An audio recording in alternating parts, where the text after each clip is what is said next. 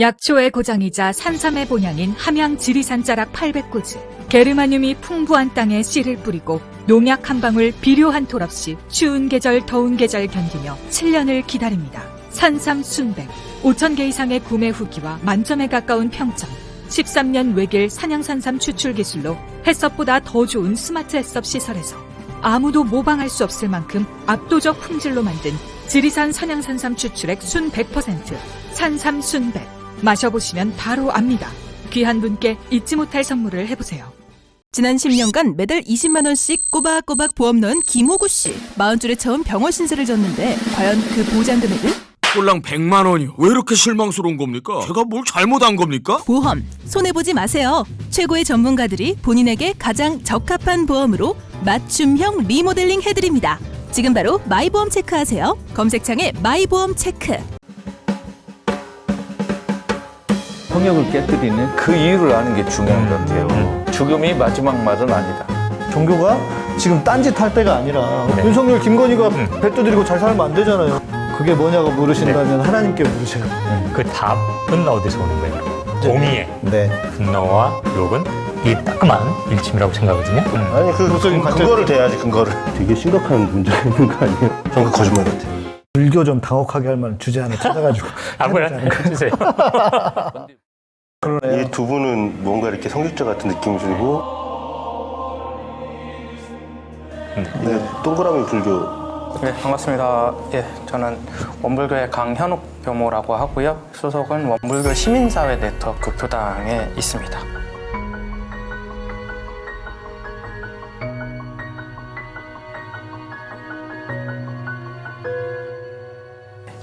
맞습니다. 제가 우리 소태산 대종사님께 질문이 하나 있어요. 그분이 한 말 중에 기억나는 게 있어요. 정치는 엄한 아버지 같다. 종교는 자애로운 어머니 같다. 이런 말을 하셨거든요. 기억나시죠? 예, 엄부와 자모. 그러면 그걸 지금 묻는 거예요. 우리 원불교에서는 실천하는 어떤 책이 있다 그러잖아요. 우리 가톨릭은 도서관이 있어요. 책이 아니고. 그러면 네. 좋은 책을 만들어 놓는 거 하나 일이고 실천하는 건 또 다른 일이잖아요. 우리 가톨릭도 누구들 뭐냐면 우리 도서관에 책 꽉 찼어. 회의 수만 번 했어. 책 많이 만들어놨어. 얼마든지 할 수 있어요. 근데 그걸 실천을 옮기냐는 게 다른 문제거든요. 네, 맞습니다. 사회적 문제에 대해서 발언을 한다라고 하는 것은 사실 굉장히 그냥 권력층 그 사회와 싸우겠다라고 그렇죠. 당연하죠. 하는 거잖아요. 네. 근데 아까 얘기한 것처럼 그 역할은 많이 하지는 못했어요. 그러니까 어떻게 보면은 복지의 영역, 그러니까 사회 참여를 한다라는 것은 그 동안에는 뭐 복지의 영역에서 이렇게 사회 참여를 하고 그건 갈등이 필요 없고 권력과 싸울 일도 없으니까. 예, 맞습니다. 네. 예. 개신교도 그래요? 아니 그래서 제가 사실 조금 전에 말씀드린 것처럼 제가 그냥 뭐 원불교 지인들이 있다 보니까 느끼는 게 지금 그런 형태로 원불교가 이렇게 큰 뭐 분란 없이 잘 해서 또 이 정도까지 왔거든요. 그러니까 개발론자들이라고 말하지만 사실 그 사람들의 또 다른 의미는 그러니까 부정적으로 우리가 워낙 개발론에 이제 부정적이다 보니까 부정적일 수 있지만 기성 종교의 모양새를 쫓아가는 어떤 형태긴 하지만 그래야 오히려 사회적으로 뭔가를 얘기를 할 수 있고 뭔가 더 구현할 수 있다는 점도 같이 담고 있더라고요. 내 얘기를 들어보니까. 참 그거는 참게 참 어려운데. 논란의 여지가 맞아요. 있죠. 네. 뭐가 옳다 그러다 말할 수는 없을 것 같은데 그런 이야기들을 합니다. 대형 교회이기 때문에 할 수 있는 일이 많다. 이렇게 일종의 합리화를 하거든요. 그러니까 실제로 그렇죠. 대형 교회는 돈도 많이 모이고 또 권력을 가질 수도 있고 예를 들면 옛날에 그 사랑의 교회 이런 데는요 법조 선교회가 있었는데 그 법조인들만 200명 있었대요. 그러면서 막 그거 자랑하고 그랬거든요. 그 오정현이 과연 대형 교회가 그러면 자기들의 힘과 권력으로 좋은 일을 더 많이 했느냐? 제가 볼 때는 힘이 커지면 커질수록 그러지 않을 확률이 높아요. 근데 뭐가 좋은 일인지도 아니 근데 생각하기 여기 나름이지. 차이가 뭐가 있냐면 이제 지금 말한 이런 맥락은 이미 안정된 기독교의 조직이 있고 나름대로 할 수 있는 바가 있는데 굳이 대형교회가 나와서 이제 막 이렇게 포장하는 거고 원불교 같은 경우는 그런 것과 좀 결이 다르게 이제 막 진짜 100년 정도 되면서 네. 틀을 잡아오면서 저변을 확대하고 이제 비로소 이런 어떤 뭐랄까 대외적인 활동을 네, 제대로 네. 할 수 있는 그런 모양새로 힘을 이제 가는 좀 게 가는데. 이제 지금 형태인 것 같아요. 사실 이렇게 적극적으로 사회 참여를 제가 지금 원불교 시민사회 네트워크 교당이라고 하는 곳에 있고 사실 이러한 교당이 생긴 지는 불과 지금 8년밖에 되지 않았습니다. 그러니까 어떻게 보면 적극적 사회적 아픔이 있는 현장에 가는 교당이 처음 생겨난 거죠. 처음 생겨났고 그리고 시민사회 운동이라고 하는 것이 본격화된 것도 사실 불과 얼마 안 돼요. 예, 10년이 조금 더 됩니다. 결국에는 자아 성찰해서 자기 고민에서 자기 실천으로 가다가 이게 내가 혼자 한다고 되는 게 아닌데 근본적으로 이 근원을 건드려야 되는데라고 생각하면 정치라든지 사회운동으로 갈 수밖에 없는 구조란 말이에요. 네. 저는 근데 그게 궁금한 게 그러면은 지금 어떤 사안 지금 윤석열 정권에 대해서 또 윤석열 정권 탄핵에 대해서도 얘기를 하고 있단 말이에요. 원불교에서. 그러면 그건 어떻게 나오는 얘기일까? 모여서 얘기를 하는 기구가 있나? 결정 기구가 있나? 아니면 뭐 지금 뭐 여러 가지 지금 그 사회 현상들 중에서도 자연재해도 있고, 그죠? 지금 뭐 어저께 하다못해 이상민 장관 탄핵이 기각이 됐어. 이런 것도 왜 아까 그 법률은 같이 저 사회 시스템에서 약속된 거에서 이게 법률적으로 지정이 되지 않더라도 저 사람은 책임 있는 자리에 있는 사람인데 왜 책임을 사회적으로 지우지 않나? 자기 스스로는 왜 책임을 안 지나? 이런 부분에 대해서도 우리가 고민할 것들이 너무 많잖아요. 그러니까 실천 종교라는 게 갖고 있는 그 하나의 또 이 문제라고 생각이 되는데 실천하려고 들다 보니까 여기서는 우리가 어떻게 해야 되지? 여기서는 어떻게 해야 되지? 끊임없이 고민을 해야 될 거라고 생각이 들거든요. 그런 거는 뭐 고민하는 기구가 따로 있나요? 아니면 고민을 해서 나눠주는 사람이 있나? 아니요, 사실 이것을 어떠한 기구가 따로 있고, 그리고 그것을 뭐 전파하고 하는 것도 사실 저는 조금 너무 교조적인 걸 같고요. 우리 안에서 그런 것들을 고민하는 게 지금 이번에 우리가 시국 선언을 했던 시국 법회를 했던 거는 사회개벽교무단이라는 단위입니다. 이건 정의구현사재단 같은 곳이고요. 이거는 형태를 갖고 있지는 않습니다. 사회개벽교무단이라고 하는 이름이 있고 그때 사안에 동의를 하는 사람들이 모이는 거죠. 네, 모이는 거고. 그리고 구글 시스템이구나. 예, 구글도 모여서 이렇게 하는 거고. 오히려 좋네요. 예, 그렇게 하는 거고. 이제 저희 어떠한 사회적 이러한 아픔에 어쩌면은 교단적으로 참석을 하는 어떠한 문제 제기를 하고 참석하고 개입하고 하는 교단적 정식 조직은 없습니다, 사실은. 그러니까 어쩌면은 조계종 같은 경우에는 이제 산호위가 있죠. 하는 거죠. 네. 그러니까 있죠. 어쨌든 정식 기구로서 있죠. 그리고 천주교 같은 경우는 정평위가 지금 뭐 있기도 하고 개신교 NCCK나 뭐 이게 그 내부에 또 있잖아요. 근데 사실 원불교회는 아직 그러한 조직은 없습니다. 그러면 지금 말씀 들은 걸로는 거의 다 수평적인 관계인데 누가 뭐 상명하복을 한다거나 어떤 뭐 아이디어를 하나 전파를 해가지고 교조적으로 따른다거나 이러지는 않는 거 아니에요. 그러면 그렇게 할 수 없는 시대죠. 예. 그러면은 윤석열을 좋아하는 사람도 있을 거예요. 원불교 신자 중에. 많겠죠. 있겠죠. 그런데 이제 어쨌든 교단 이름으로 규탄 집회를 했죠. 그럼 규탄 법회를 했으면 그거에 대한 그 의견들은 어떻게 수렴을 하는 거예요? 원불교 태극기 법회도 있을 수 있죠. 아니 같은 질문 아니에요? 정의사제구제연단이 뭐 사회 문제 할 적에 가톨릭에도 굉장히 윤석열 좋아하는 사람 많은데 그 이렇게 각자 그 행동하는 거. 근데 규모가 좀 작고 그걸 누가 헤게모니를 잡고 있는 게 아닌 거라고 느껴지니까. 아니 원불교는 훌륭한 종교야. 그러니까 알아서 다 그냥 깔고 시작하는 거지. 윤석열 반대 이거 깔고 시작하는 거 아니에요? 아니 저희 굉장히 떨려하면서 열었어요. 사회적인 문제의식 가진 분들은 또 그렇게 행동하는 거고 아닌 분들은 또 아닌 분들은 서로 그럼 저 사람들이 하든 말든 나는 뭐 아이고 뭐 자기들끼리 모여서 하나보다 이러고 넘어가나? 물론 이제 반대하는 그러니까 예를 들어서 사드 문제 같은 경우에는 이제 경북 성주 소성리에 사드 기지가 들어왔는데 그것에 거기가 이제 원불교의 성지입니다. 원불교의 성지인 이유는 소태산대종사의 법을 이은 정산종사, 정산송규라는 분이 태어나신 곳이 거기예요. 그래서 거기도 이제 딱 그 소성리입니다. 행정구역상 딱 거기예요. 예, 거긴데 그래서 원불교가 그동안 7년 동안 주요 주체로서 함께 싸워왔는데 사실 이것에 대해서 반대하는 분들도 계셨어요. 그래서 아예 그 어쩌면은 우리 원불교 내에 좀 이렇게 그 교도 회장 분들 급들이 모여서 광고도 냈습니다. 이런 하지 거에서 마라. 수용한다고 사드 배치에 대해서 이렇게 국가의 입장을 이해한다라는 것도 냈고 그리고 저희가 이제 이러한 그 교조의 평화투쟁에 가르침하고 안 맞는 거 아니에요? 잘 못 배운 거죠. 다 잘라버려야 돼.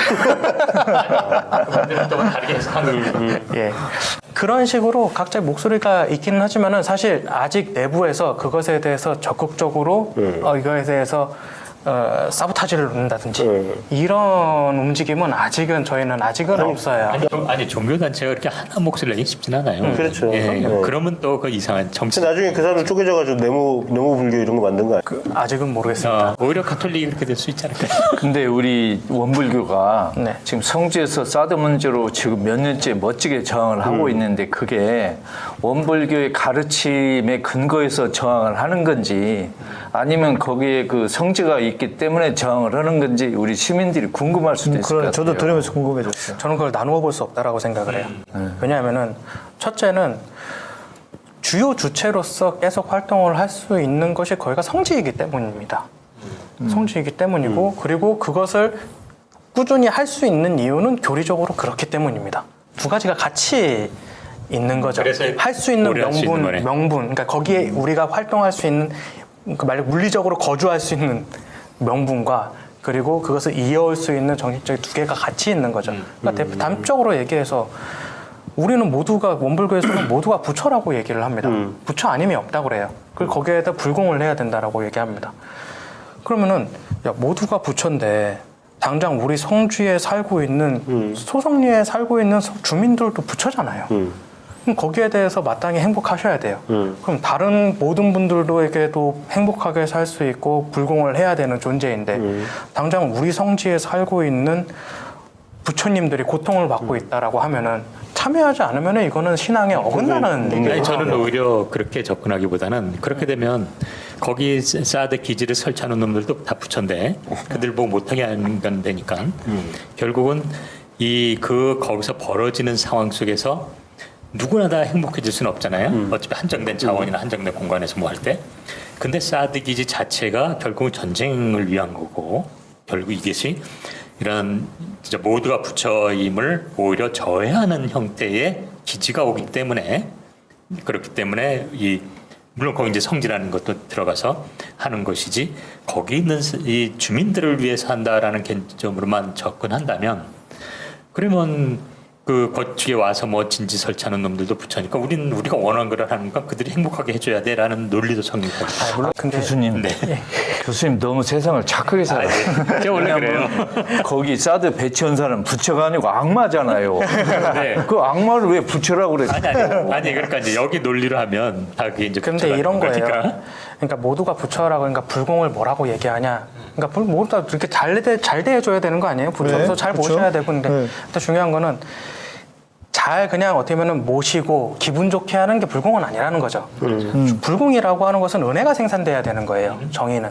은혜가 생산되는 거는 그 안에서 관계가 깨지면 안 됩니다. 누군가를 착취하는 구조가 만들어서는 안 되고 네. 어떻게 보면은 저는 이렇게 얘기를 해요. 은혜, 보은이라고 하는 것은 관계성 회복 운동 같은 겁니다. 네, 저 관계성 공감합니다. 회복 운동. 100%. 네. 관계를 깨는 행위를 막는 일이에요. 근데 사드 배치라고 이야기하는 것, 사드 배치를 그 하는 행위에서 주민들의 삶을 파괴하는 것은 이 관계성을 파괴하는 행위들이고 우리 한반도 내에서 어떠한 그 분단 구조를 강화시키는 네. 일이고 그러니까 작게 얘기했을 때는 주민의 문제지만은 크게 했을 때는 한반도 평화의 문제고 이러한 모든 것들이 이 사드 배치로 인해서 어떠한 그 관계성들을 파괴한다. 그렇죠. 그러니까 거죠. 제가 말씀드린 것도 그렇게 주민층위에서 이게 이제 중층 구조니까 주민의 어떤 관계성 그들의 행복만을 위해서 우리가 원불교가 나간다라고 말하기보다는 그런 중층 구조에서 이게 당연히 위도 또 관계니까 그럼요. 예. 그들의 이러한 지점에서 과연 이 형태가 이 어떤 관계가 여기 오기 때문에 우리가 이래야 되는가? 만약에 이게 정말 진짜 좋은 일이라면 소송리 의원 그 주민들이 반대하더라도 정말 이 큰 뜻을 위해서 우리는 희생할 수 있어야 된다. 이 큰 관계를 위해서 이렇게 말할 수도 있는데 그게 안 되는 이유는 이게 전쟁을 위한 게 오기 때문에 우리는 더 나간다 이렇게 얘기를 해야 이게 이게 필요하다는 거죠. 실천 종교의 딜레마가 그 매번 어떤 이슈에 대해서 어떤 해석을 해낼 거냐. 그리고 어떻게 신도들을 적어도 신도들은 설득해야 될 거 아니에요. 그러니까 공공선과 공적 네. 가치에 대한 합의가 명확하게 나와야 그게 되는 거죠. 상당히 어려운 일인데. 저는 불교하고 원불교의 그 딜레마가 뭐냐면 모든 사람 부처라고 그랬잖아요. 원불교도. 근데 전 이게 마음에 안 드는 거예요. 왜냐하면 부처에 가까울 수 있는 인간이 있고 윤석열, 한동훈, 김건희, 최은순처럼 악마에 가까운 사람이 있는데 얘들은 부처가 아니라는 거예요. 나는. 돌부처. 근데 거기서 마음에 안 들어요. 왜냐하면 모든 사람이 부처라는 건 너무 아름답고 멋지게 들려요. 그런데 실제적으로 거기서 모든 그 행동이 거기서부터 어그러지기 시작한다. 역시 설명을 좀 기독교는 기독교는 통하네. 이게 서도 같은 굉장히 마음이야. 기독교적인 서양시의 관점인 거죠. 왜냐면은 아니 서양 남이 할 거 없어요. 그러니까 그냥 제 얘기를 들은 다음에 반론해주세요. 해결을 빼는 걸로 하죠. 네, 왜냐면은 윤석열도 부처예요? 그럼요. 예, 부처입니다. 그 바탕을 얘기하는 아 거예요. 짜증날라 그래. 그러니까 바탕에 있어서의 어떤 부처와 그리고 이미 여기서는 나쁜 놈 선악이 막 있는 데서 지금 이 악한이니까 이건 부처가 아니다라고 말한 거잖아요. 그런 수준을 넘어서야 되는 그게 거예요. 원래. 아니죠. 네. 기독교에서도 절대선이란 말이 있잖아요.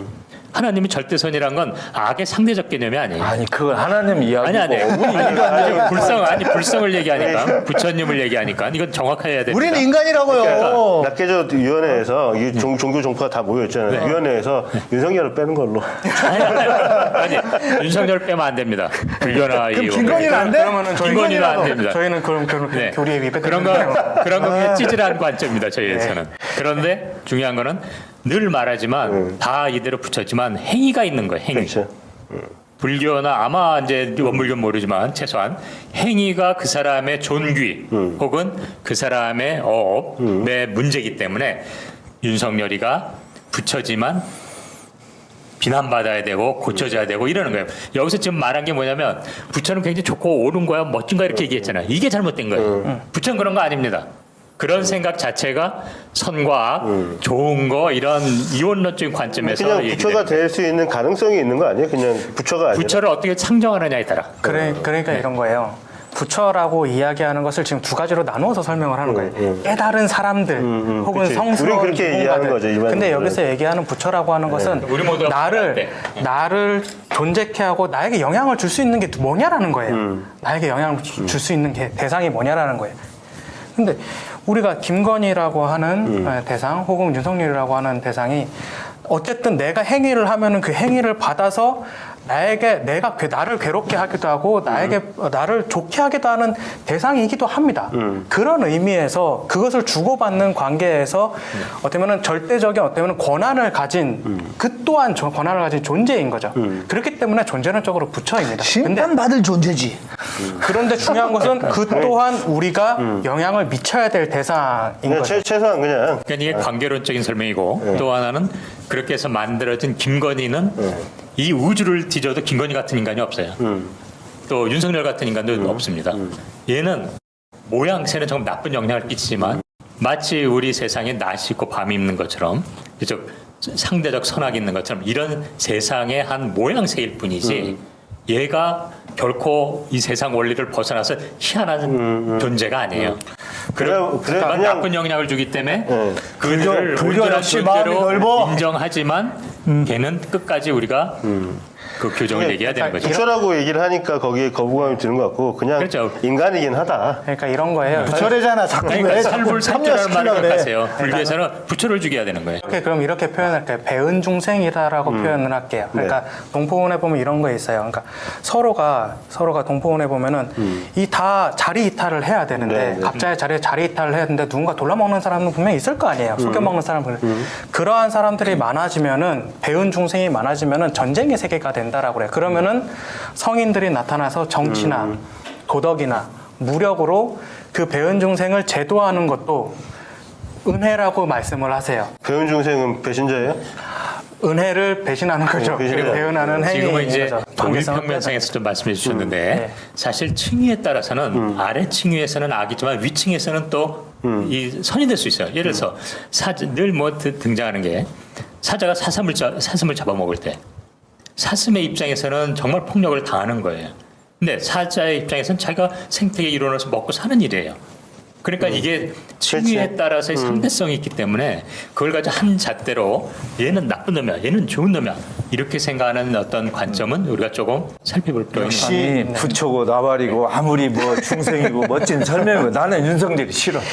나는 지금 들으면서 이런 생각해서 난 역시 예수님이 좋구나. 예수님이 이랬거든요. 거룩한 것을 개에게 주지 말며 돼지 앞에 진주를 던지지 말라. 난 이런 말이 너무 좋아. 근데 예수님이 이 얘기도 했어요. 주여 용서하소. 저들이 뭘 하는지도 모릅니다.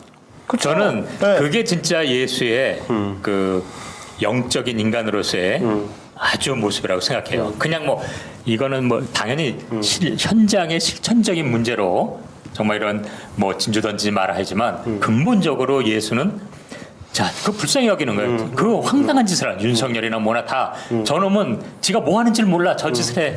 그러니까 결국은 불쌍한 인간인데 불쌍할 인간이라는 게 바로 여기서 말하는 부처라고 얘기하는 겁니다. 회개하지 않는 인간은 불쌍하지 않은 거예요. 회개를 해야 불쌍한 거지. 저는 예수가 지금 우리 시대 오면은요 윤석열, 김건희, 최은순, 한동훈이 전부 돼지떼에 넣어가지고 비탈길 내려서 빠져 죽일 거라고 생각해요. 진짜로. 근데 예수님은 안 그럴 것 같아.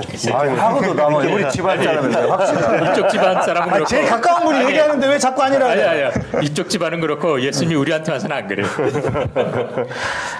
어쨌든 영향을 미칠 수 있는 대상이기 때문에 그에 맞게 관계성을 회복할 수 있는 방법을 고안해야 되는 끊임없이 것이 노력해야죠. 끊임없이 고안하는 것이 어쩌면은 내가 해야 될 신앙 행위인 거죠. 그러한 관계성을 파괴하는 행위들을 고쳐 나가는 것이 그거를 하지 않으면은 이제 신앙 행위를 하지 않는 거고 그리고 그 또한 지금 말씀하신 것들 또한 우리가 어쩌면은 신앙 행위로서 보은 이렇게 은혜가 재생산되는 구조로 만드는 것이 어쩌면 원불교의 역할인 거죠. 예. 근데 제가 이렇게 우리 토론 또는 논쟁을 지켜보면 윤석열, 김건희는 개신교 카톨릭을 이용해 먹을 가능성은 별로 없어요. 확실히 거기서 악마니까 얘들이. 근데 불교나 원불교는 김건희, 한동훈, 윤석열이가 이용해 먹고 파고들 여지가 아주 많아요. 교리적으로. 아니요 교리적으로 아닙니다. 교리를 약간 그렇게 모르셔서 느껴지거든요. 네. 아니 그래 뭐야 너도 한 인생인데 한 인간이고 네가 아무리 잘난 척하고 네가 아무리 남한테 못되게 하려고 해도 니들이 할 수 있는 거 한정적이야. 그리고 일부는 거기 힘들어하기도 하고 고생도 하겠지만 그래도 니들도 똑같은 놈들이야. 그러면서 분명히 이 불교나 뭐 원불교에서 말한다. 너 그런 짓 하면 네가 결국은 주변 사람과 너 자신이 나빠지는 거야. 너 정신 차려 이놈아. 계속. 근데 그러기 전에 지금 너무나 수많은 사람이 고통을 당하고 있잖아요. 죽음을 당하고. 고통은 항상 있는 거니까. 뭐 아니, 이게 그렇지만 근데 없을 수도 역사상- 있었던 거잖아. 없을 수도 근데 있었던 그거를 거잖아요. 결국 아니 그러니까 이걸 뭐 따져보면 아니, 결국에 그거 누가 뽑았냐고. 아니 그러니까 결국 겪어야 되는데. 그리고 나는 안 뽑았지만 그 사람들이 뽑게 내버려 둔 것도 누구 주시냐고. 그러니까 겪어야 되긴 하지만. 그러니까 이거는 서로 주고받고 하는 관계고 이게 누구한테 책임이 딱 떨어진다라고 말하기 참 어렵잖아요. 인간관계 자체가 그렇고 부부 둘이 싸워도 서로 네가 잘못했니 내가 잘했니 해도 결국에 다 양쪽 얘기 들어보면 잘한 거 있고 못한 거 있고 이게 합산이 된단 말이에요. 그죠? 이게 거의 제로섬이란 말이지. 그러니까 그런 관계 속에서 누가 너는 절대 악이야, 너는 절대 선이야라고 하는 것 자체가 저는 아니, 물론이요. 불합리하다고 네, 생각해요. 저는 제 기독교 예수님을 너무 좋아하는 이유는 아까 말한 것처럼 자, 저놈들은 지가 뭐 하는지도 몰라. 제 불쌍히 좀 놔줘. 걔네들 회개한 거 아니거든요. 그런데도 예수가 십자가에 매달릴 때 정신이 있었겠냐고요. 아파 죽겠는데. 그리고 그런 말 한 적이 없어. 이렇게까지 말씀하셔도 괜찮아요. 아니 맞아요. 근데 정신 있다고 보는 이유는 그러잖아요. 하나님 아버지 거둘 수 있다면 이 잔을 거둬주세요. 아니 그 말을 예수가 안 하고 성서학자들이 미안 성서 저자가 갖다 끼워 넣은 뒷절이에요. 예수는 네. 아파서 신음만은 저지를. 그럼 신음 맺다고 씌어 있어요? 아니 그러니까 이거 누가 또 한 얘기야 그런 것들. 십자가에 매달려 봐봐요. 신음도 내기 어려워요. 고통스러워. 거기서 무슨 말을 하겠냐고. 아니 근데 이건 인간의 눈으로 자꾸 판단하는 거잖아요. 그렇다면. 그러면은 그 예수님의 그런 어떤 하나님의 아들로서의 그 자체를 부정하는 거죠. 그렇게 되면. 그러니까 이거는 종교의 딜레마입니다. 이거는 솔직히. 맞아요. 그러니까 인간인 우리가 심판자가 될 수는 없다라고 하는 것은 대전제고 그게 맞고 뭐 저도 결국은 교수님 말씀하시는 것처럼 그 주장, 그러니까 하나님이 만약에 그렇다면 뭐 어쩔 수 없죠. 네, 알겠습니다, 하나님. 네, 이제 내 성질을 죽일 거예요. 근데 그러기에는 정말 너무나 많은 사람들이 고통을 받았고 죽었고 앞으로도 더 고통을 받을 것이고 또 심지어 이 전쟁까지도 일으키거나 그러면 우리 역사가 어떻게 되는 거냐고요. 그렇죠. 근데 그거를 막을 책임도 우리한테 있는 거예요. 당연하죠.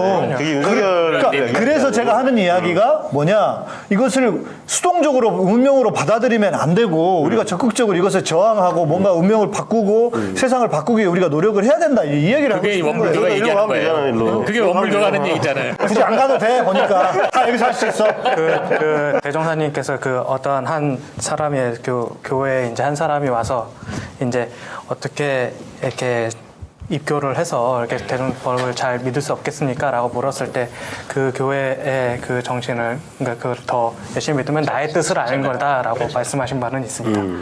예. 공감합니다. 그러니까 이제 제가 하여튼 우리 부처님이나 우리 소태산 대종사님이나 너무 한가한 이야기예요. 귀신 싫어하는 그러니까 제가 근데 그건 있어요. 이제 아까 원불교에 센 사람 없다고 지금 그렇잖아요. 근데 우리가 착각하는 거 하나는 분노하는 것만이 센 거라고 착각하는 것 같아요. 분노하지 않고 가는 게 진짜 센 놈들이에요. 저희가 지금 성주에 있으면서 생각한 건 그거예요. 사실 제가 어떠한 이러한 아픔의 현장에 본격적으로 나온 거는 사실 성주가 처음입니다. 처음이에요. 근데 그곳에 있으면서 가장 큰 문제는 그거였어요. 내 마음이 파괴가 된다는 거예요. 진짜 맞아요. 정신이 파괴가 돼요. 맞아요. 네. 현장에서 경찰한테 끌려다니고 뭐 이렇게 뭐 한반도 평화 뭐 분단 뭐 그래서 중국과의 관계 그것까지 생각할 여력이 없어요. 그냥 눈앞에 있는 경찰이 나의 적으로밖에 안 보입니다. 맞아요. 그럴 수 있어요. 시각이 점점 좁아진다라는 거예요. 근본 원인을 잃어버리게 돼요. 네. 점점 좁아져요. 그래서 어떻게 보면은 필요했던 게 대종사가 왜 종교를 만들었는구나. 다시 거길로 돌아가서 종교가 허물어져가는 시대에 종교를 왜 만들었느냐. 이러한 시대에 있기 때문에 필요하구나. 라는 것을, 그러니까 어떻게 보면은 강력하게 내가 주체가 돼서 내가 할 수 있는 시대가 됐는데 그 안에서 내 마음의 평화를 지킬 수 있는 수단은 아직은 없다라는 거죠. 그러니까 어떻게 보면은 그냥 눈앞에 그냥 현상에 끌려다니기 아주 좋은 조건이 그렇죠. 된 거죠. 그래서 어떻게 보면은 오래 이 싸움을 하고 그리고 좀 더 근본적인 원인을 찾고 그 대상을 명확하게 하기 위해서는 어떻게 보면 종교적 어떠한 그러한 힘이 필요하다라는 생각을 오히려 더 하게 됐어요. 네, 그게 제가 늘 강조하는 사회적 열사와 종교적인 어떤 사회 문제를 똑같이 해도 이렇게 종교적으로 그것을 뭐 문신처럼 분신까지 해가면서 저항하는 거에 결의 차이가 그 지점에 있는 거라고 저는 생각해요. 뭐냐면 분노 가지고 하는 게 공공선을 위해서 분노를 하는 거 정말 소중한 일이지만 사실 더 길게 더 끈질기게 할 수 있는 건 이 정말 경찰들 막 그런 거면 뜨거운 거 올라오거든요. 그 순간 자기를 성찰하면서 그를 미워하지 않으면서도 그 행위에 대해서 질타할 수 있고 움직일 수 있는 그런 동력이 종교적인 힘입니다. 그래서 여기서 범불교, 범그리스도교의 차이가 나타나는 것 같아요. 불교는 결국 계속 돌아가면 우리 원불교도 결국 마음 공부예요. 근데 그리스도교는 잘못된 세상을 뒤집자는 거예요. 완전히 서로 제일 원리가 다른 거예요. 아니, 아니에요. 근데 아니, 그렇게 그건 잘못 말씀- 이해하신 네, 겁니다. 네. 마음 공부는 과정인 거예요. 예. 뒤집으면 사회를 제대로 바꾸자는 게 불교와 원불교의 지금. 그러면 너무 감사하죠. 그럼 너무 감사하죠. 마음 공부라고 하는 것은 그냥 내 마음을 차분하게 하는 것만이 마음 공부가 아닙니다. 마음과 육신은 둘이 아니라고 보는 거예요. 나의 행동을 바꾸어야 되고 내 어떻게 보면 생활 습관을 바꿔야 되고 생활 습관을 바뀌기 위해서는 내 주의가 바뀌어야 되는 거예요. 그게 하나가 다 전부 다 제대로 된 같이 해야 실천을 되는 하기 게 위해서의 마음 공부가 필요한 거지. 그렇죠. 뭐 이게 마음 공부가 도달점이 아니에요. 실제로 내가 이론적으로 아무리 어떤 지금 이슈가 되는 거에 대해서 이론적 근거를 갖고 있다고 해도 현장 나가서 그 경찰들하고 부딪히거나 아니면 뭐 그런 분쟁 속에 직접 내 몸이 휘말려 들어가면 그럼요. 인간으로서의 분노만 생겨요. 당연하죠. 내 주변에 지금 뭐 제주 4.3 항쟁이라든지 부마 항쟁이라든지 광주 항쟁에 나섰던 그 희생됐던 모든 분들이 우리나라 민주화의 열망을만 가지고 싸운 게 아니란 말이에요. 네. 우리 옆집애가 가서 맞아. 맞아 죽었어. 네네. 네. 우리 형제가 가서 피를 흘리고 왔어. 이것 때문에 인간적인 분노로 나서는 거거든요. 근데 이제 이거의 근본적인 동력은 그런 철학이 녹아 있는 거죠. 그 지점이 종교인이 다른 거죠. 왜냐하면 모든 사람이 종교인이 아니잖아요. 네. 일반인들, 저도 뭐 당연히 일반인한 사람이니까 당연히 그 안에서 뜨거운 마음을 오고 함께 연대하는 마음, 그리고 그 나쁜 세력에 대해 정말 타도하고 던지고 싶은 마음 당연한 거고 그게 부정하는 게 아니라 근데 종교를 가졌다는 사람의 차이가 뭐냐. 그게 바로 단순한 대상에 대한 미움과 분노만이 아니라 그 행위에 대한 미움과 분노고 그러나 그 인간에 대해서는 함께 한다는 마음이 있다는 겁니다. 그게 모든 세상 사람이 이런 신앙을 가졌다면 뭐 다른 얘기지만 당연히 일반인에게 저는 뭐 그냥 지난 얘기입니다만 하나 하면 산진중고 예전에 그때 저 부산에서 크레인 올라갔을 때 우리가 이제 경찰이랑 막 붙었거든요. 당연히 걔네들 막 폭력했는데 한 놈이 헬멧이 벗겨진 거예요. 젊은 애가. 근데 내가 보니까 얘는 당연히 뭐 우리랑 지금 치고받고 막 별짓 다 하는지만 얘는 잘못하면 맞아 죽겠어요. 그래서 내가 이렇게 너 막아줄 테니까 빨리 너 뒤로 가라. 이래가지고 이제 갔거든요. 그건 뭐냐면은 그러한 어떤 세력이나 행위나 당연히 우리가 미워하고 그거는 타도해야 되지만 종교를 가진 사람이라면 그 행위에 대해서 문제를 우리가 삼는 거지 그 인간 자체를 미워하지는 않는 거거든요. 그런데 잠깐 하나만.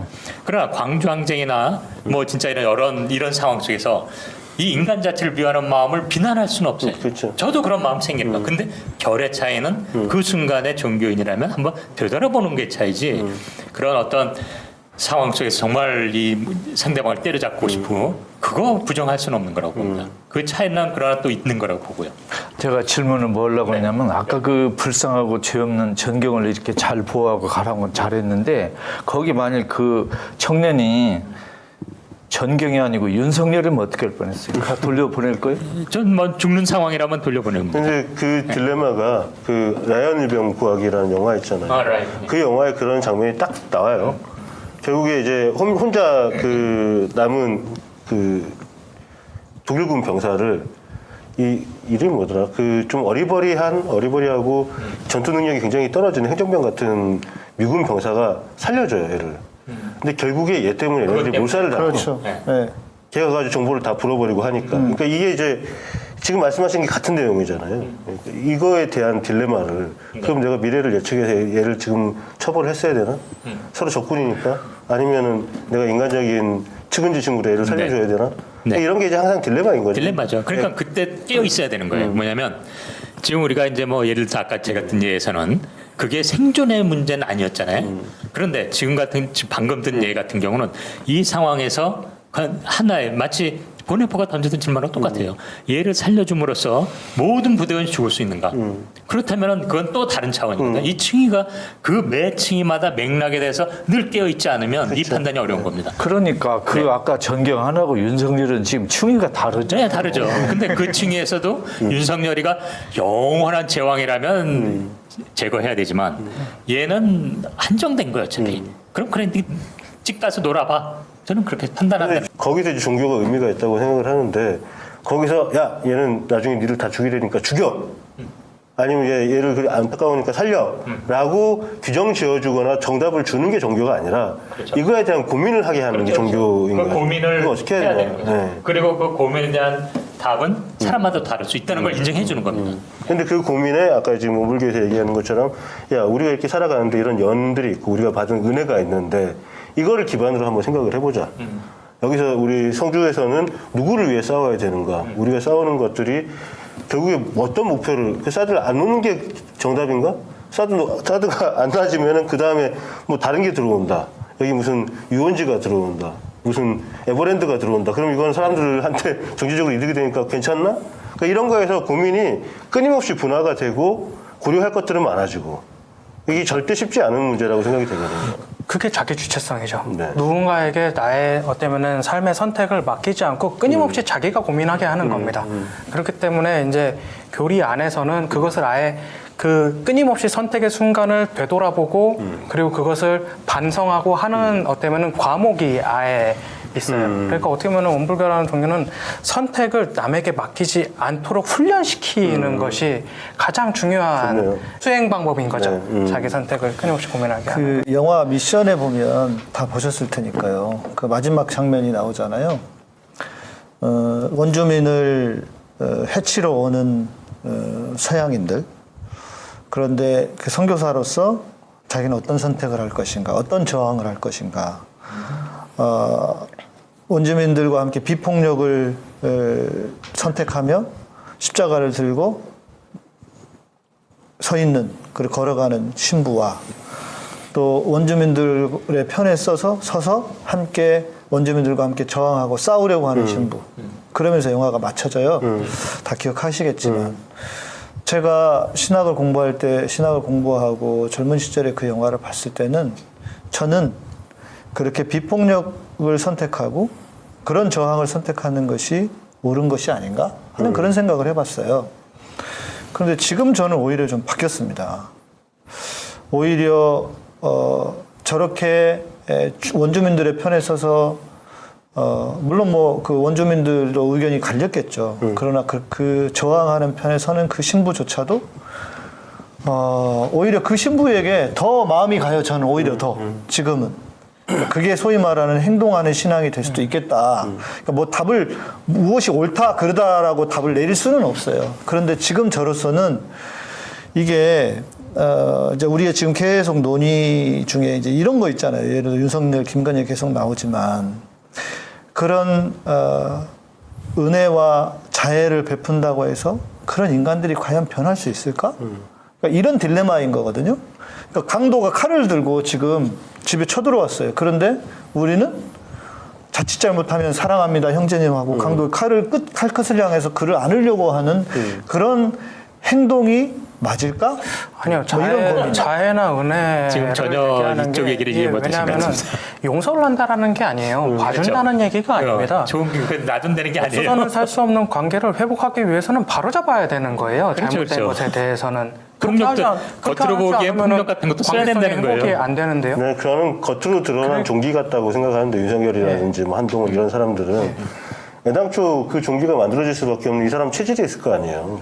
근본적인 원인이 있는데 그거는 윤석열, 한동훈, 김건희 다 치우더라도 딴 놈을 또 세울 사람들이란 말이에요. 그렇죠. 그렇죠. 당연하죠. 근데 그러면은 원초적으로 이 문제를 해결하려면 눈에 보이는 것들은 그때그때 치울 수 있으면 치우면 되겠죠. 아니면 뭐 일정 기간 동안에 이 암덩어리는 5년 있으면 없어지는 암덩어리야. 물론 이제 그동안 또 다른 일을 만들 수도 있죠. 그러니까 더 큰 암을 만들 수도 있긴 하지만 그러면 근원적으로 우리가 뭘 건드려야 되냐 하는 고민을 했을 때 뭐 의학적으로 봤을 때 피부병 고치려면 어떻게 해요? 속병을 낳아야 그렇죠. 돼. 맞아요. 자기 전혀 상관없네. 문제예요. 네. 그런 것처럼 우리는 사회적으로 우리가 구성원들이 뭐 시스템적으로 우리가 뭐 그렇게 많이 하자가 있거나 이러지는 않지만 이 사람들이 하고 사는 생각들이 그러니까 아마 그 대종사님이란 분이 1900년대 초에 가졌던 고민이나 지금 우리 고민이 그렇게 다르지 않을 거라고 생각을 해요. 그래서 그때 당시에도 뭐 아유 일본이 최고지 우리 먹여 살려주는데 이렇게 믿는 사람도 있었을 거고. 있었죠.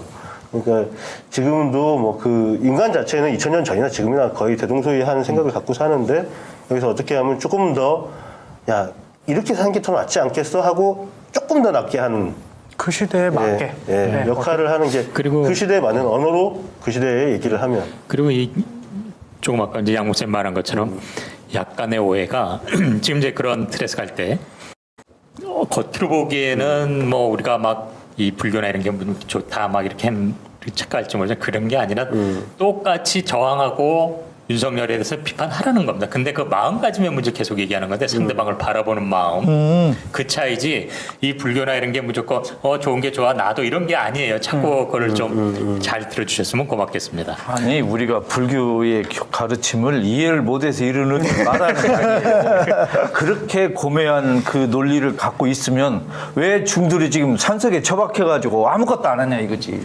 네. 벌써 나왔어요. 이건 또 갑자기 다른 얘기가 된 거죠. 지금 이제 중들의 있다 얘기가 된 보니까 거죠. 힘이 없어요. 이번에 시국법회 하셨잖아요. 그러니까 이제 이거 같아요. 그 제가 어제도 제 방송하다 그런 얘기를 했는데 성경에 이제 알곡과 가라지의 비유가 나오거든요. 근데 가라지를 예수님이 뽑으려고 하니까 내버려 두어라. 네, 그래 가라지 뽑다 알곡이 다친다 이런 말씀을 하시거든요. 난 어렸을 때도 이해가 안 됐어요. 가라지는 빨리 뽑아야지. 그거 저도 이해가 안 돼. 왜 그러냐면 네. 우리는 가라지 알곡을 하다가 다칠 수 있지만 네. 하느님은 하나도 안 다쳐 입에 뽑아야 맞는 거예요. 그게 그래서 하나님이지. 그 이해가 안 되는 거고. 그게 하나님이지. 그럼. 그거 그런데 얘기해야 될까요? 이해되는데 우리. 그러니까 없나 본데? 그때 당시에는 그러니까 어떤 가라지를 놔두는 것이 그때 당시에 가라지를 놔두는 것이 방법일 수도 있고 어떤 때는 가라지를 뽑는 것이 방법이 될 수도 있겠죠. 그리고 근데 그 이제 선택을 중요한 것은 어떻게 하느냐는 자기 문제인 거죠. 우리가 사는 세상에서는 뭐 지구가 끝나는 때까지는 가라지 자체를 없앨 수는 없다고 봐요. 그렇죠. 네, 어떻게 가라지를 아니 없애겠습니까? 하나님의 뜻 없이 존재할 수 있어요, 가라지가? 그러니까 가라지를 없앨 수는 없지만 중요한 것은 이 가라지가 기세등등하며 살게 만들면 안 된다. 그렇죠. 아, 100% 공감하죠. 그래야 이게 좋은 세상이 되는 거지. 우리가 지금 얘기하는 것도 가라지를 다 뽑아버려, 다 없애버려 이러자고 얘기하는 건 아니고. 또 윤석열, 김건희라고 하는 그 인간을 그러니까 저도 이제 그런 얘기를 해요. 우리 시청자분들이 어떤 분들이 막 병이 났대요. 너무 막 그 뉴스 보고 스트레스 받아가지고 병이 나가지고 가끔씩 이제 문자가 목사님 제가 요즘 방송도 잘 안 보고 있어요. 일부러 좀 너무 마음이 아프고 몸도 나빠져가지고 멀리하고 있어. 이러시거든요. 저도 그런 얘기 합니다. 이거를 좀 분리시켜야 된다. 윤석열, 김건희라고 하는 인간 자체를 미워하면 실은 미움이라고 하는 것은 칼을 거꾸로 잡고 칼날을 내가 손에 쥐고 누군가를 찌르려고 하는 것과 같다. 그러니까 그 미워하는 마음은 나를 상하게 하는 거기 때문에 최대한 그 마음은 갖지 않도록 해야 된다.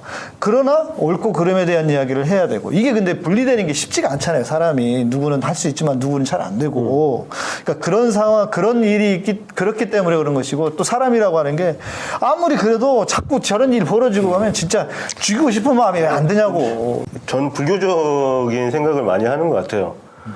그리고 태도는 예수님 비슷한 거예요. 저도 쟤네들 뭐 하는지도 몰라. 근데 눈앞에 뭐 하나 툭 던져주니까 막 이전톡을 하고 싸워요. 그냥 뭐 싸워라. 근데 뭐 이렇게 말하면 되게 교만해 보일 수도 있지만 대중들은 그러니까. 대중들 심리는 충분히 나중에 기억도 못 하겠지만 자기들이 뭘로 싸웠는지 뭘로 저 사람 저렇게 저주했었는지 기억도 못할 정도의 주제를 가지고 죽으라고 헐뜯고 싸우고 어느 날은 막 저를 엄청 칭송을 했다가 어느 날은 죽이로 만들었다 그러고 있어요. 그래서 그럼 뭐 어떡할 거예요? 그게 인간이지. 어쩔 수 없다. 저 사람들이 나를 어떻게 평가하는 거를 내가 어떻게 맞아요. 맞아요. 그리고 그건 중요한 게 아니야. 그건 그들의 몫이에요. 그건 그렇죠. 중요한 게 아니야. 왜냐면 나라고 하는 사람은 바뀌지 않을 거거든. 내가 그래서 자존감이 중요한 거예요. 내가 낸데 그럼. 너희들이 아무리 나한테 대해서 뭐라고 떠들어봐야 그건 네 생각이니까 너 그렇게 생각해라. 그리고 내 스스로만 그 사람들이 비난하는 내용에 비추어 볼 때 내 스스로만 떳떳하면 된다고 봐요. 근데 이런 것들이 계속 딜레마가 생기죠. 그러면 너는 왜 시청자들이 말을 안 듣겠다는 소리냐. 이렇게 해도 되고 이게 뭐 복잡하게 게 그런 섞이니까. 얘기도 잘 들여다보면 그게 왜냐면 또 어떻게 보면 너 방치냐 너 오만이냐 아까 말한 그렇게 비출 수 있지만 그거는 맥락에 따라서 혹은 층위에 따라서 할 수 있는 게 없는 게 있는 거거든요. 그래서 없는 거에 대해서 내가 하겠다는 거야말로 오만이지. 어떻게 할 수 없는 건 그냥 그들의 몫을 남겨주는 것도 그들의 존중이라고 저는 생각해요. 저는 한마디 말로 저는 안중근 의사 심정을 가끔 생각해요. 그분이 거사를 하기 전에 맨날 며칠을 잠을 못 잤을 거예요. 그죠? 가서 정말 쏘아야 되느냐. 그러다가 저 관역을 못 맞추고 다른 사람 맞추고 다른 사람 희생되면 어떡하지? 또 꼭 내가 이 사람을 죽여야 내가 그 정말 이 독립에 도움이 될까? 아마 수많은 고민했을 거예요. 그러나 가서 결행을 하고 쐈잖아요. 그렇죠. 그게 우리 심정인 것 같아요. 그렇죠. 근데 이제 제가 화가 나는 건 이 후대의 인간들이 그런 분들을 테러리스트라고 비난하잖아요. 그것이 기초가 뭐냐면 기독교 신앙이래요. 사랑의 하나님인데 그런 사람들까지 품어야 되는데 이러면서 그런 논리로 이야기를 하면서 그 안중근, 백범, 김구 다 테러리스트래요. 이게 말이야 막걸리야. 이거는 그렇죠. 빠다 복음이 아니고 그 게다짝 복음. 그렇죠. 저쪽은 다 그렇게 말하잖아요. 그냥 자기가 하고 싶은 말을 그냥 그러니까요. 거기 갖다 붙여서 하는 거 네, 아닐까요? 맞아요. 사람들이 자기 합리화를 위해서 거짓말도 하고 지금 일본 정부 같은 경우는 진짜 역사적으로 남을 만한 나중에 미래 세대들이 그럴 거예요. 그때 인류는 저렇게 무식했나? 저렇게 그렇죠. 무지한 짓을 했나? 이렇게 그러니까 나중에는 기록에 이렇게 남을 거 아니에요. 저거에 대한 핵 폐수 방류에 대한 위험성을 전혀 인지 못한 그 당시에 21세기 인간들이 저런 짓을 우리한테 이런 짓을 저지르게 했다. 근데 저는 이제 이번에 그 그로시 따라다니고 막 오토바이 타고 쫓아가고 따라가서 뭐 할 거예요 솔직히. 그게 어디 가는지도 알고 거기 이미 기자들 다 있는데 그게 생각했거든요. 한 3시간 기다리면서 내가 이걸 왜 따라가야 될까. 근데 보는 사람들은 통쾌해하지만 제 입장에서는 비 쫄딱 맞고 쫓아가는데 아 우리가 저항을 이렇게 했다는 흔적은 남긴 거죠. 그렇죠. 네. 이렇게 죽으라고 쫓아가서 말 한마디도 못했지만 그래도 쫓아가고 감시하고 너 쉽게 마음 편하게 돌아다니지 마. 이건 했다. 그래서 전 세계에서 아직 그래도 일본 핵폐수 방류에 대해서 그 국민들이 저항한 건 우리나라밖에 없어요. 시위하고 막 이런 게 한 건 우리밖에 없어. 그래서 그리고 그게 이제 확 또 인정한 게 우리나라 정부뿐이 없으니까. 아까 안중근 의사 얘기를 하셨지만 안중근 의사가 그거 한 명 때려잡는다고 우리나라가 독립될 거라고 믿지는 않았을 거예요. 그렇죠. 하지만 이거라도 해야 되지 않겠나 그렇죠. 이런 생각을 해야 할 하셨으니까. 일을 한 거죠. 네. 그리고 그게 실제로 변화를 시키는 거죠. 그러한 행위. 그런 게 이제 모이면 그런 걸 하지 않으면 변하지 않는 겁니다. 그러니까 과정이 참 의미를 갖는 거죠, 뭐 항상. 근데 중요한 것은 그걸 얼마만큼 짧게 만드느냐. 맞아요. 그 기간을 얼마만큼 짧게 만드느냐가 어떻게 보면 숙제인 거죠. 근데 저도 이제 물론 이런 언론사를 운영을 하고 있고 또 하나의 개인이기도 하지만 그런 행위들에 있어서는 그냥 개인이 할 수 있는 층이라고 생각을 해요. 그래서 나는 하지만 이게 어떻게 효율적으로 잘 이게 모아져서 물론 그런 판단을 하고 전략을 세우는 사람도 있겠죠. 그런 조직도 있고. 근데 저는 그렇지는 않아요. 그렇지 않아서 그냥 내가 할 수 있는 선에서 하고 이게 나중에 잘할 수 있는 사람이 정말 했으면 좋겠다. 이런 느낌만 가지고 있죠. 생각보다 안 나올 거예요, 그런 사람. 전 그런 자세 좀 안 나오면 말지 뭐. 아니 그런 자세가 좋다고 봐요. 자기 모양새는 자기가 그냥 스스로 만족할 만큼 자기 할 걸 열심히 할 때 그게 모아질 수도 있고 안 모아질 수도 있잖아요. 저는 조금씩 많아지고 있다라고 네. 생각을 합니다. 그런 사람. 아니, 원불교가 좋은 일 많이 하네요. 예? 고민도 많이 하시고. 네. 아니, 그런 고민을 갖고 산다는 것 자체가 여태까지 만난 종교인들한테는 없단 말이에요. 그건 고민 자체가 없죠. 왜요? 얼마나 많은데요. 현장에 아니 주류 어느 종교 주류가 그러니까 이거 같아요. 제가 이제 원불교 쭉 들어보면서 예수님이든 부처님이든 그분들이 가르치신 가르침과 그분들의 삶은 원불교에서 주장하고 있는 것과 크게 다르지 않아요.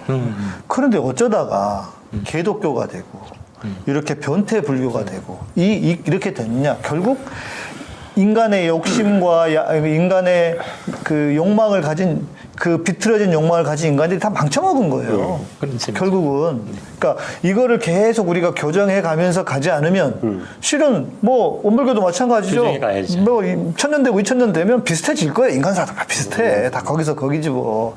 그러니까 이 내부에서 계속 문제를 제기하고 싸워가고 제가 이제 제 방송에서 월요일마다 이제 한국 교회가 살 길이라는 주제로 몇 명들 같이 모여서 논의해요. 근데 항상 마칠 때쯤이면 에이씨 희망이 안 보여 희망이. 그러면 한국 교회가 죽어야 할 길을 좀 해주시죠. 유사 기독교 하나 만들어요. 그래서 원독교를 만들까 원독교. 원독교. 그런데 아까 그 감독님 말씀하신 것처럼 그래. 그래도 우리가 이렇게 말이라도 해야 되고 외치기라도 해야 되고 한쪽에서 그게 아니라고 외쳐대는 놈들이 있었다. 이런 거라도 필요하고 이런 거라도 귀한 거다. 이제 그런 마음으로 하고 있는데. 누가 그럴 수 있죠. 야, 니네 여기서 떠들 시간에 나가서 싸워라. 할 수 있죠. 근데 뭐 이게 비효율적인 방법일 수도 있지만, 근데 이것도 하나의 방법이니까. 그래서 각자의 모양새대로 각자의 위치에서. 그러니까 부처 예수의 말과 행동을 제대로 깨달은 사람은 남에게 뭘 기대하지 말고 자기가 할 수 있는 일 일단 하는 거예요. 네네네. 일단 우리가 각자 그렇죠. 자기가 할 수 있는 일 먼저 하고 그다음 또 다른 일 하고. 아니, 근데 공감합니다. 원불교 신도 되려면 어떻게 해야 돼요? 입교하시면 됩니다. 어디 가서 입교해요? 교당 가서 입교하시면 어디 있어요? 그냥 그 동네 찾으면 돼요? 예, 그 동네 원불교 교당 이렇게 찾으면 원불교 돼요? 교당 찾으시면 되고 저에게 연락하시면 됩니다. 그래요? 제감독님 원물교 땡기시죠? 아니, 그냥 가보려고 그냥 궁금해서. 뭐 하나. 아니 저도 뭐 불교보다 훨씬 좋은 것 같아요. 아니, 궁금한 게 되게 많았는데, 뭐, 그러면 일요일 날 해요. 뭘 법회 가는 언제 구체적인 해요? 거. 어디로 가야 돼요? 이런 거 좀 궁금하긴 했는데, 원불교에는 불교의 법당에 불상 없죠. 저희는 이런 쌍이 있습니다. 둥근 원상을 모셔야. 불교에도 신통에서는 그렇게 불교에서 불상을 모시지 않습니다. 불상 안 모시고 원. 별내는 없나 봐요. 근처에 있으면 한번 구경 가보고 싶었는데. 이 서양 종교, 이 서양 종교 외래 종교의 등살에서 우리 원불교가 고생이 많으시네요. 아직 가까운 데 있으면 한 군데 알려주세요. 이번 놀러 주에 가보고. 제가 이 동네가 어딘지를 잘 모르겠어요. 지금 여기 어딘가요? 전국에 몇 개나 있어요? 아, 전국에 제가 그것까지 파악을 몇백 개 있는데 인터넷 찾아봐요. 지금 갑자기 20개 있다고 들었어요. 그래요? 그리고 제가 군대에서 제대하던 해가 2008년인데 군목하면서 9년 하고 제대하던 해가 2008년에 그때 어떤 이슈가 있었냐면 기존에 기블링만 군종장교들이 들어왔단 말입니다. 그런데 원불교에서 또. 군종장교가 들어왔어요. 그래서 대전의 본부인가 뭐 국방부가 본부인가 일단은 상징적으로 한 명이 본부에서 근무를 하고 뭐 이렇게 하고 지금은 어떤지 모르겠어요. 그런데 그걸 불교에서 엄청 기분 나빠하더라고. 네. 왜? 아니 광팔 사람이 들어오니까 기분 나쁜 거지. 셋이 맞고 치는데 하나 들어가지고 광판다 제대된 보니까. 종교가 와서 그런 겁니다. 모르겠어요. 그래서 그러니까 그러면서 제가 이제 우리 방에다 올렸잖아요. 원불교를 불교에서는 이단으로 본다 이런 얘기를 제가 그때 들은 거예요. 네. 아, 이단으로 보지는 않고. 같아 우리 산후위하고 정말 열심히 잘하고 있는데 그런 식으로 본다 얘기를 해서 그 실제로 그러나 그런 건 아니고. 그런 건 아니고. 네. 잘 모르겠어요. 네. 그 입장에서 봤을 땐 그렇죠. 제가 원불교 홈페이지에서 교당 찾기에서 그 서울 검색했더니 한의원도 나오고 치과도 나오네. 여기도 저기인가 보다. 원불교 치과요? 네, 기관으로 해서 나오네. 아 건강대학교 병원이 아, 있고요. 그거랑 네, 원대병원이 연계돼 있는. 뭐 그런 것들이 원광대가 원광대가 원불교 모르셨어요? 원불대가 아니고 원광대구나. 원광대가 원불교. 알겠습니다. 네. 그걸 모르셨다. 아니, 익산이야말로 기독교와 원불교가 크게 두 개가 그러네요. 그래요. 그 익산이 기독교율이 제일 높은 데 중 하나. 밀집도 제일 높은 데가 익산. 원불교 대부분 신도들이 호남 쪽이 많아요. 3분의 1 넘어요. 맞아요. 맞죠? 시작이 거기서부터 했어요. 예, 저희 이쪽 경상도 쪽에는 도심 뭐 도시에 하나, 그러니까 군에 하나 뭐 이렇게 있다면은 전주나 익산은 동에 하나, 동단위로 뭐 혹은 구단위로 이렇게. 해외는 없어요, 해외? 해외 많죠. 해외 아까 전에 유럽 있고 뭐 미국, 캐나다, 뭐 동남아시아나 뭐 베트남, 뭐 그 캄보디아 뭐 여러 건 다 있습니다. 웬만한 데는 다 있습니다. 아프리카에도 있고. 웬만한 데는 다. 훌륭하네요. 아니, 뭐 궁금한 건 많은데 다음에 또 시간 되면 한번 놀러 오시죠. 그리고 다른 데는 이분들이 별로 영향력이 없거든요. 그냥 변두리에서 막 욕하고 이러는 사람들인데 여기는 지금 실생에 가까울 것 같아서 아니요, 괜찮아요. 본불교라고 얘기를 좀 해서 우리가 필요한 것들을 좀 만들어갈 수 있을 것 같다는 생각이 좀 들어요. 근데 우리 넷 중에 그 종교 권력에 가장 가까운 분은 우리 교부님 같아요. 우리 나하고 여기 다 저도 변방 9살이 돼서 열심히. 그래서 오늘 긴 시간 동안 뭐 밤새도록 얘기하려도 하겠는데 재밌네요. 그리고 많이 배웠습니다. 이런 건 이제 전혀 몰랐어요, 저는. 일단은 많이 배웠고. 아니, 너무 모르시는 호기심- 제가 저 몰라요. 무신론자라면 무식해가지고, 이런 종교에서 안다면 무신론자를 해야 되는데 모르고 계속 모릅니다. 무신론자인 잘 것 같아요. 모르고 오늘 많이 배우는 시간 감사했고. 마지막으로 네. 그런 생각이 드니까 여기 나오기 전에 이제 방송을 조금 들었어요. 네. 들으면서 여러 가지 이제 종교의 아픈 얘기도 하고 그렇게는 했지만은 제가 성주에 있으면서 제일 처음 느낀 게 그거였던 것 같아요. 제일 처음 느낀 게 종교가 타인의 아픔에 종사할 때 종교 화합이 일어나고 나의 이익에 종사할 때 거기서 종교 전쟁이 일어난다라는 그거를 정말 크게 느낀 것 같아요. 지금 여기 이 자리에 있는 것들 전부 다 타인의 아픔에 공감하고 이렇게 있는 분들이잖아요. 그렇기 때문에 지금 새 종교가 이렇게 함께 조금이라도 뭐라도 하기 위해서 이렇게 하고 있는 것에서 어쩌면은 이러한 자리 자체가 종교의 본질 모습이 아닐까. 그래서 여기에 이제 한 걸음 한 발 걸칠 수 있어서 오늘 너무 감사합니다. 걱정이 하나 있어요. 네. 여기 잘린 뒤에 출연한 분 있고 출연한 뒤에 잘린다 하는 분이 좀 걱정돼가지고. 제가 그래서 오늘 수위 조절 잘하면서 얘기했던 것 같은데 편집하면서 잘 편집해 주세요. 제 비용. 전 잘리기는 여기 싫거든요. 멤버로 들어오기 좀 힘든 게 현직자고 우리는 여기서 자기 거 자기가 까는 컨셉이거든요. 네. 내 종교는 내가 깐다. 건드리지 마. 아니, 그래서 우리 현장 가서 한번 까죠. 이 성주에 가서 한번 이 방송을 언제 성주 한번 가자. 네, 성주 거기서 이걸로. 꼭 한번 참여 익을 때 가셨으면 가야지. 좋겠어요. 성주가 참외인가요? 참외가 지금 끝물이라서 너무 멀고요. 좀 빠른 시일 내에 한번 사실 지금 한번 가죠, 뭐. 소송리가 네. 제일 힘든 시기입니다. 사실 저희는 윤석열도 싫지만은 사실 저희 문재인 정부 때 더 많이 아파. 네. 그렇죠, 그렇죠. 거든요. 기대가 크고 그래서 실망도 커요. 근데 가장 힘든 시기는 사실 지금입니다. 왜냐면은 맛이 어떻게 보면 관심도 많이 떨어져 있는데 본격적으로 들어오고 물리적으로나 뭐 이런 것들이 들어오고 막 이런 하여튼 힘든 상황이라서 더욱더 많은 관심과 발걸음들이 필요한 때라서 거탐사에서 그리고 여기 낙계조에서 다음 달에 갈게. 꼭 네. 다음 달에. 오케이 좋습니다. 드시기 바랍니다. 우리 사드 싸움에 열심인 우리 원불교 형제 자매들에게 정말 진심으로 존경합니다. 네. 저희 소송리에 그 원불교만 있는 건 아니고요. 천주교에서 정평이에서 매주 월요일마다 월평미라고 해서 미사를 해주시고요. 그리고 개신교에서는 지금 그 예수살기라고 하는 그 단체에서 예수살기 장로님이 아예 들어와서 7년 동안 같이 지냈어요. 그리고 지금 거기에 집을 짓고 계십니다. 그래서 사도장은 원불교만 하는 거 아니고요. 천주교, 개신교가 같이 하고 있고 조계종 지역 불교는 없어요? 조계종은 먹혀 있어요? 없죠? 예, 노코멘트 하겠습니다.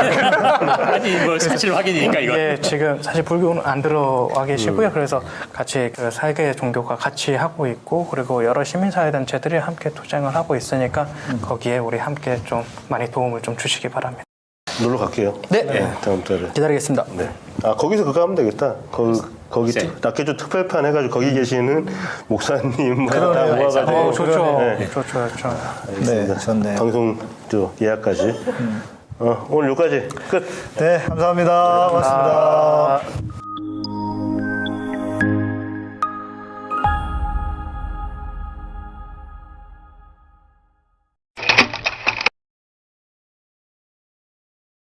인간을 포함한 모든 생물들은 자연으로부터 많은 것들을 얻습니다.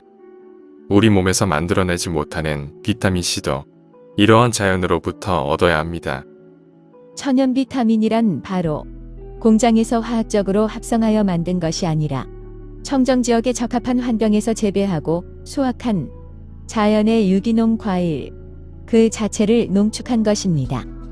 천연 상태에 살아있는 비타민C에는 루틴, 비오플라보노이드, 팩터 K, 팩터 J, 팩터 P, 타이로시나제, 아스코르브노겐 등이 풍부하게 포함되어 있습니다.